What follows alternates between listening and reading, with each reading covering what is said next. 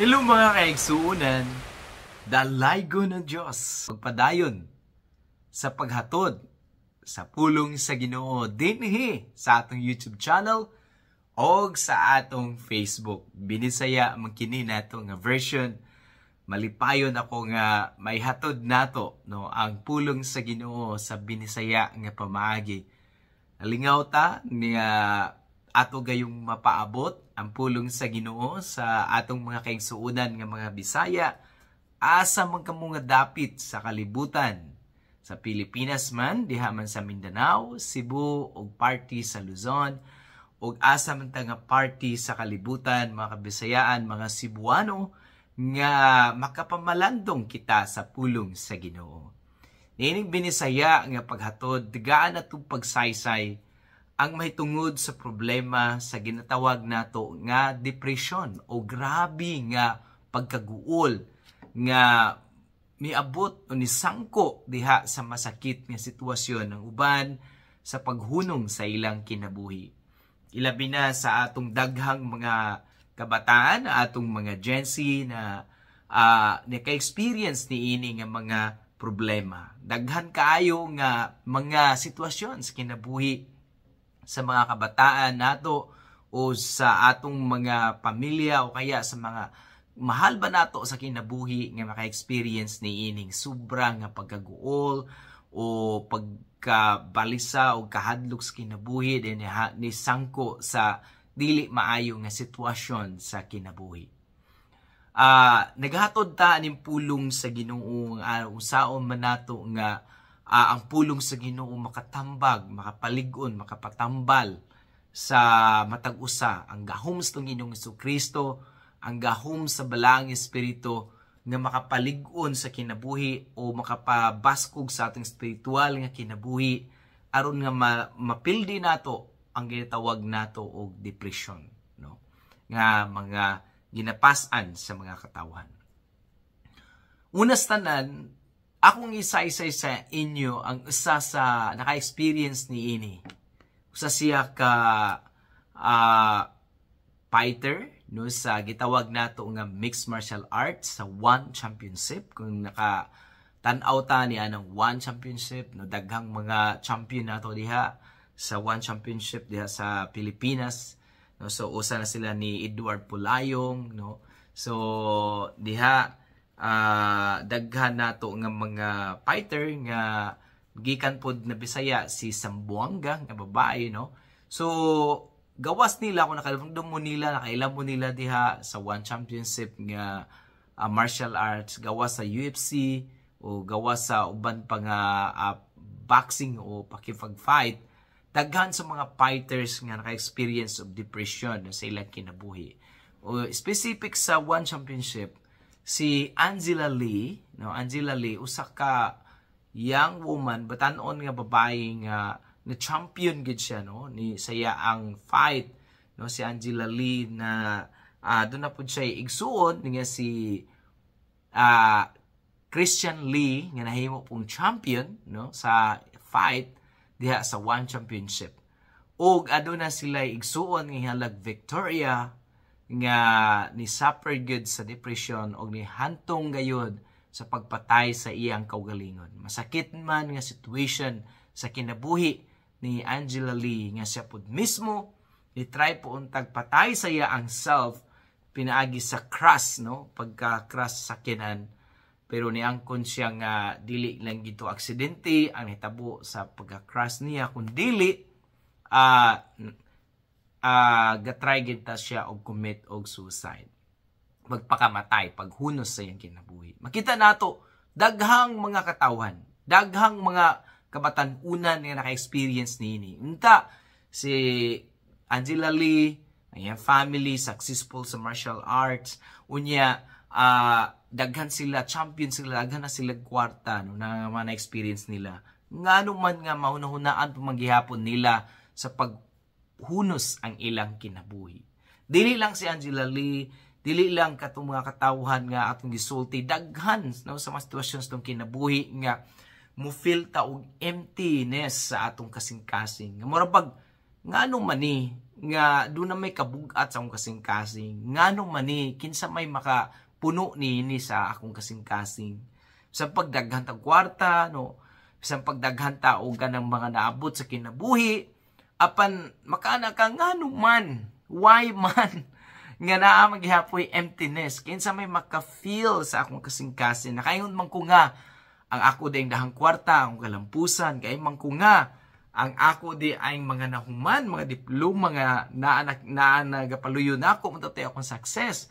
Ngano magulaan maghihapon ko? Ngano ni maghihapon ko malipayan? And now, unsaon man nato nga mabuntog nato ang depresyon, sumala sa pulong sa Ginoo. Una, ang pinaka-importante mga kaigsuunan, isurrender nato ang atong mga kabalaka sa atong Ginoong Jesucristo.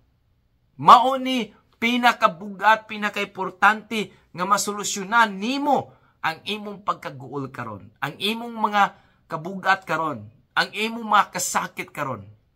Dali ta pag naay tay problema, dali ta mudagan sa pag-inom, dali ta mudagan sa alkohol, dali ta mudagan sa druga o usahay na kaguba sa tong kinabuhi, dali ta moadto sa mga kahilayan, sugal o hantod nga nabungkag na la ang pamilya. Nangita ta og try sa mga solusyon nga ginahuna nato o kanimang siguro nga solusyon, kanimang siguro nga way nga makatambal sa mga kahadlok kabalaka. But after all, dili pagihapon. The solution nga pinaka importante kayo nga isurrender nimo, iduol nimo sa Ginoo ang imong mga kaguol, ang imong mga kabalaka, ang imong mga kahadlok sa imong kaugalingon. Basahon nato ang Mateo kapitulo 11 bersikulo 28 ngadto sa 30. Pamalandungan nato kini. Ingon ang atong Ginoong Jesucristo, duol kamo kanako, kamong tanan nga gikapuyan o gibugatan sa inyong gipas-an o papahuwayon ko kamo. Kini ang pagtawag sa atong Ginoong Jesucristo, ali kamo sa inyong mga gipas-an. Kanundom ka magpas-an ka og daghang problema sa imong kaugalingon, nga ang imong nawong mabugat kayo mo kunot ang imong nawong, madali ka matigulang, dali ta matigulang. No? Pero kung kanang imong gipas-an, bisan pa bugat imong giagian, imong gisurrender sa Ginoo, sa cross ng Ginoong Jesucristo, gibasol nato ang atong mga sala, ginupasayloa ko sa mga sala, gianlod nato, kay usahay ang makapabugat nato, makapaguol nato nga daghang mga sala o kasakit, guiltiness nga nasa itong kinabuhi, nagka-guilty nato nga nagka-hold sa itong kinabuhi, nga mo'y nakapaguba sa itong kasing-kasing. Iduol nato sa Ginoong Jesucristo, isurrender nato niya ang tanan. Ingon siya, papahuwayon ko kamo, tagaan kamo niya kapahuwayan sa inyong mga gibugatan na gipas-an, kay malumo ako o papahuwayan ko kamo. Sayon ang akong yugo nga ihatag nganha kaninyo. The best thing is surrender nimo sa Ginoo. Isuko nimo sa atong Ginoong Jesucristo. Muna siya nga namatay siya, nihatag niya yang kinabuhi dito sa cross aron ikaw ug ako makaangkon og kagawasan ni anang mga kabugat sa mga problema. Dili na ka mukuha og kanang pisi para huktan nimo imong liog, ratapuson nimo, dili na ka mo inom og mga hilo para sa imong kaugalingon, dili na nimo pusilon ang imong ulo, kun dili imo nang dayigon ang Ginoo kay tangtangon niya ang mga kabalaka, kahadlok diha sa imong kasing-kasing. Makaangkon ka ug kagawasan, makaangkon ka ug kalinaw, kalipay diha sa imong kinabuhi, mga higala kay igsuunan sa dihang ihatag nimo, sa dihang isurrender nimo sa atong Ginoong Jesucristo. Ingon ana kay importante nga ma-overcome nimo ang mga problema sa pag-una surrender nimo, paghatag nimo tanan diha sa Ginoo.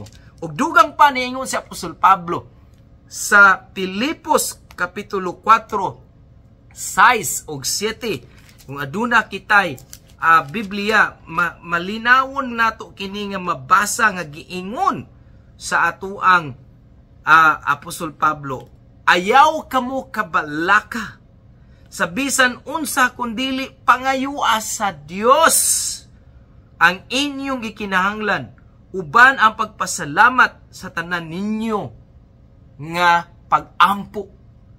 Pangayua ihatag sa Ginoo. Verse 7, aron ma-experience nato makagawas ka sa makagulaanan, makagawas ka niya ng problema, ug ang kalinaw sa Dios nga dili matugkad sa tawo magapanalipod sa imong kasing-kasing ug unahuna diha sa inyong pakigiusa kang Kristo Jesus.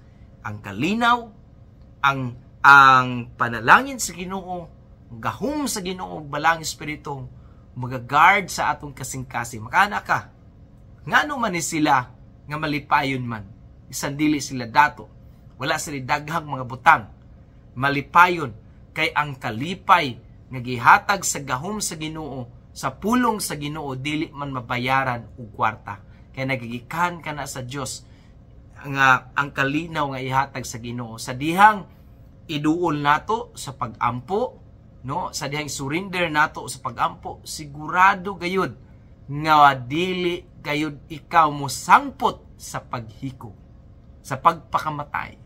Tungod kay ang gahom sa Ginoo, ang pasaylo sa Ginoo imo ma-experience. Ang kalinaw sa atong Ginoong Jesucristo ihatag niya kanimo. Ang pagluwas sa atong Ginoong Jesucristo imo ma-experience diha sa imong kinabuhi. So malipayon ka, inspired ka sa imong pagpuyo, sa imong kinabuhi sa matag higayon. Ang tubag, isurrender nimo ang imong kinabuhi ngadto sa Ginoong Jesucristo. Isurrender ang tanan nimong kabalaka, mga kahadlok ngadto kaniya. Makaangkon ka o kapahuwayan. Sunod, iduol nimo kana sa pag-ampo. Isulti nimo tanan ang imong mga kabalaka. Ihilak nimo sa Ginoo, Ginoo, ani ako, isurrender ko kanimo ang tanan. Magaampo kita. Dalaygon ka o Dios, pinaagi sa imong kaayo. Salamat kayo nga akong isurrender nga akong kinabuhi kanimo Ginoo, ang akong kahadlok sa laog mga kabalaka. Wag tanga Ginoo ang mga kahadlok ug mga kaguol sa akong kasing-kasing para mapildi na ako Ginoo ang mga butang na kung saan nagahatag ka na akong kahadlok ug kaguol. Salamat sa imong kamatayon sa cross Ginoong Jesucristo. Idawat ko ikaw karon nga akong Dios ug manluluwas ang kinabuhi. Musalig ako sa imong mga pulong, mabuhi ako nga magaampo magasalig kanimo ug alagaron ko ikaw. Salamat Ginoo sa kayuhan ug kaluwasan kanako karon. Amen. Salamat sa Ginoo. Mapildi mo na ang kahadlok sa depression ug kabalaka. Ang pagkamunay, mahal ka ni Kristo.